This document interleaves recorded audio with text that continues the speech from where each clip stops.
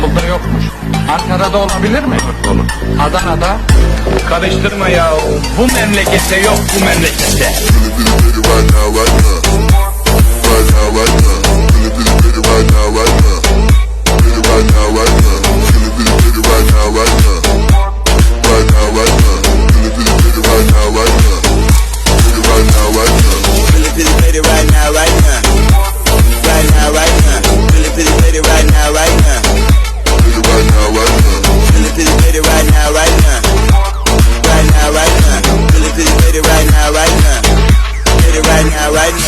Gönül verdiğiniz hayattan ödün vermiyoruz.